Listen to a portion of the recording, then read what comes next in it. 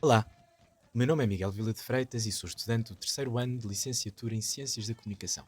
E este brevíssimo podcast irá incidir sobre o artigo de Jorge Castro Ribeiro, intitulado O Tempo e a Música. Observações sobre a sua abordagem teórica pela etnomusicologia. Escolhi este artigo por nutrir grande curiosidade pela cultura musical cabo-verdiana, em particular pelo batuque. Sem mais demoras, vamos ao artigo propriamente dito. Segundo Jorge Ribeiro, quer a acessão que temos de tempo, quer a de música, são limitadas pela nossa perspectiva cultural. Isto é, e permitam este desvio ao artigo, é música aquilo que X cultura entende como tal e é não música aquilo que X cultura entende como tal. Também em relação com o tempo, padece, segundo o autor, desta mesma arbitrariedade. Traçando ao de leve os contornos do estado da arte até ao momento, Jorge Ribeiro advoga que a questão do tempo per se nunca foi abordada autonomamente na academia, sendo sempre contaminada por noções de ritmo e métrica. Convocando exemplos, e passo a citar, de obras de referência bibliográfica do âmbito da música que não incluíam qualquer entrada sobre tempo ou time, o etnomusicólogo está em crer que esta lacuna traduz uma falta de atenção por parte da investigação musicológica e etnomusicológica no campo do tempo. Além de atentar na escassez de produção académica do tempo e música no campo da etnomusicologia, Jorge Ribeiro atenta que, quando esta acontece, é sempre numa perspectiva de convergência. Estudam-se a música no tempo, a música como fenómeno temporal, o tempo na música, mas não o tempo e a música. Jorge Ribeiro convoca a dada altura Bruno Nettel, que propõe uma dicotomia na perspectiva de investigação musical que hoje em dia se tornou clássica. Trata-se, por um lado, do estudo do produto musical enquanto fenómeno acústico, objetivo e mensurável, e, por outro lado, do estudo da música no seu contexto cultural e humano, enquanto comportamento expressivo, subjetivo e apenas descritível.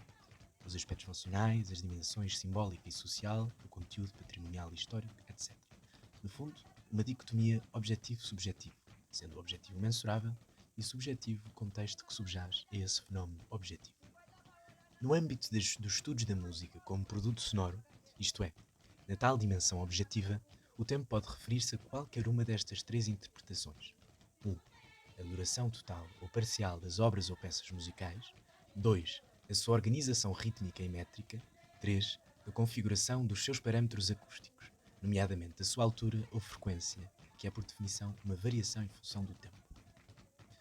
Defende Jorge Ribeiro que o segundo aspecto da organização rítmica e métrica é, talvez, o aspecto que tem recebido maior atenção no âmbito da etnomusicologia.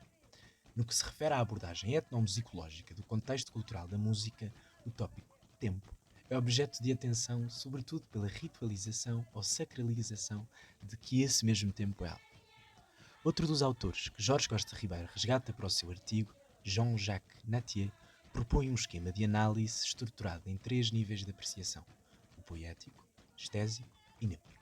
O primeiro é o da perspectiva do criador, do compositor. O segundo, estésico, que responde à percepção daquilo que flui, o público. Finalmente, o terceiro nível, neutro, corresponde à constatação do produto sonoro independentemente da sua significação. É a mensagem pura e simples, reduzida apenas à sua definição física. Esta pretensão de neutralidade na constatação do produto sonoro figura-se-me impossível e eu concluirei este podcast a explicar porquê. Mas agora não é a altura para isso. Outro autor que Jorge Costa Ribeiro traz para cima da mesa é John Blacking, músico especialista em tradição erudita europeia e com diversos estudos e trabalhos feitos no campo, junto do povo Venda, na África do Sul. A comparação entre a experiência de fazer música na Europa e em África levou Blacking à conclusão de que a música africana não é menos complexa nas suas estruturas do que a música europeia. O desenvolvimento tecnológico e literário pode gerar estruturas musicais de grande escala, mas estas apenas expressam diferenças de escala e não diferenças de complexidade, como habitualmente se associam à distinção música erudita barra música popular. Blacking evidenciou também que muitos dos processos musicais elementares e essenciais podem encontrar-se na constituição do corpo e do comportamento humano e nos padrões de interação dos humanos em sociedade. Entramos agora na tese de Jorge Costa Ribeiro propriamente dita. A ideia de que os aspectos temporais, formais e rítmicos no batuque de Cabo Verde dependem do sentido social e das relações que promove entre os indivíduos de um grupo social. Jorge Costa Ribeiro faz uma apreciação ideológica, isto é, da cultura de cada ilha na sua relação com o meio ambiente envolvente e com a tecnologia disponível. Em Santiago e São Vicente são notáveis as diferenças. São Vicente, com os seus géneros musicais característicos internacionalmente divulgados, a morna e a coladeira, denuncia uma maior influência europeia. Santiago, com o seu interior acidentado, remoto e profundamente agrícola, guarda marcas de uma muito mais forte influência africana. Nos seus géneros musicais característicos, batuque e funaná, e também no dialecto crioulo, este muito mais fechado em Santiago do que nas outras ilhas. O batuque é um dos géneros mais representativos do fenómeno musical da Ilha de Santiago e, consequentemente, da sua história, do seu património. A sua dimensão histórica e temporal contribui significativamente, aos olhos de Jorge Costa Ribeiro, para a organização social e humana dos participantes no batuque. Os contextos tradicionais em que o batuque decorre são momentos de convívio das comunidades, sobretudo rurais, festas religiosas, vésperas de casamentos ou batizados e a recepção de personalidades importantes, por exemplo. O batuque é uma atividade onde as mulheres participam em conjunto, apesar de alguns homens participarem ocasionalmente, envolvendo canto, dança, percussão, apresentados em performances individuais chamadas de cantigas. Através das cantigas, as mulheres elogiam, admiram, criticam ou satirizam pessoas e eventos do cotidiano. A percussão surge como símbolo de organização e demonstração da cooperação nas áreas da vida, e a dança para manifestar a sua individualidade, estimulando e provocando os outros na solidariedade. O clímax do batuque ocorre quando a cantora solista canta apenas uma palavra e o coro responde vigorosamente, batendo com força nas chabetas.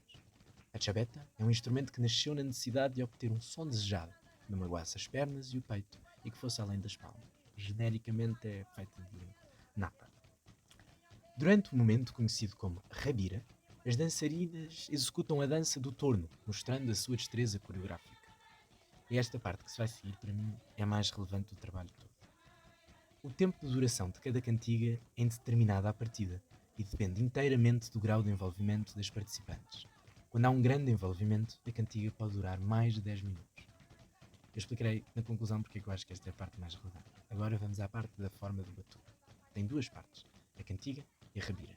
Esta forma, do tipo AB, corresponde a duas secções em que a melodia, letra e coreografia são distintas.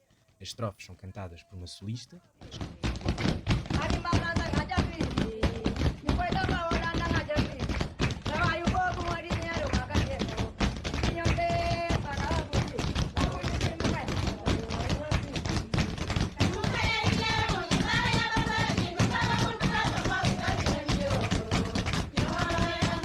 E o refrão é cantado pelo coro.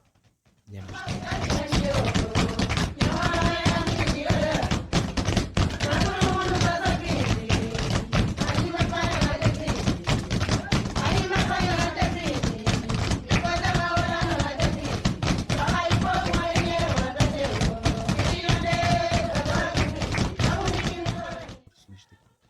A cantiga corresponde à melodia da estrofe, exatamente com a mesma dimensão do refrão, repetida sucessivamente.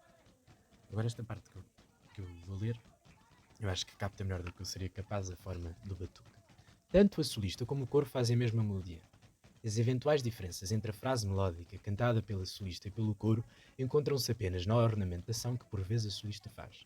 Do ponto de vista da coreografia, no caso de estar alguma dançarina no centro do grupo, a cantiga corresponde a uma fase de preparação da secção seguinte, a rabira. Neste caso, a ou as dançarinas colocadas no espaço central do grupo vão dando passos para a frente e para trás, em gestos relativamente estáveis e simples. A segunda parte do batuque, a rabira, apresenta estes mesmos elementos, mas modificados. A letra reduz apenas a uma linha formada por uma fase de duas ou três palavras divididas entre a solista e o coro em alternância muito rápida. As palavras dessa frase são retiradas da letra da cantiga, tratando-se de uma redução daquela frase apenas a duas ou três palavras. O tempo das unidades de pulsação varia relativamente pouco, entre 180 a 200 batidas por minuto, e embora dependa de vários fatores, é normalmente durante a rabira que tem maior velocidade. Jorge Costa Ribeiro conclui dizendo: a música, enquanto produto sonoro, depende inteiramente do tempo. O tempo é a dimensão mais importante e essencial do fenómeno musical. É sobre o tempo que a música se desenrola, e é a passagem do tempo que suscita a existência de acontecimentos musicais sucessivos. Agora, brevemente, vou tecer algumas considerações a respeito do artigo. Eu julgo que teria sido muito mais interessante o autor explorar a variabilidade do tempo em detrimento do estado de espírito da solista e a forma como o fenómeno acústico muda consoante a aparência do mesmo, porque a gente nunca pode saber o estado de espírito de uma pessoa, mas pode intuir, e isto é sempre um juízo subjetivo. No início do artigo, Jorge Costa Ribeiro aparentou abrir esta porta, mas acabou por não explorar muito. Considerei pertinente a análise do meio envolvente, em particular de São Vicente e de Santiago, e os respectivos impactos do ambiente na produção musical, mas considerei forçoso, na conclusão, assumir como relevante o tempo histórico para fazer a ponte com o valor patrimonial que a música adquiriu. Para ser esta a conclusão, o autor deveria ter realizado um estudo aprofundado a respeito do modo como a prática musical variou ou não com o passar do tempo. Teria sido interessante também, num sentido ideológico, explorar a relação entre os instrumentos e os estilos e a percepção do tempo. A respeito da neutralidade analítica que Jorge Costa Ribeiro propõe, ela parece-me impossível por definição.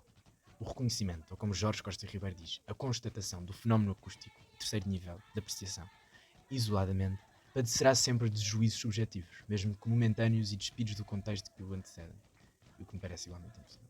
Reconhecer um fenómeno acústico é, já por si, um gesto subjetivo. Ao mesmo tempo, e agora um bocadinho na base do improviso, gostei de aprender mais sobre o batuque. Não domino o crioulo cabo-verdiano e esta análise ajudou-me a perceber quais são as temáticas presentes no batuque. Muito obrigado.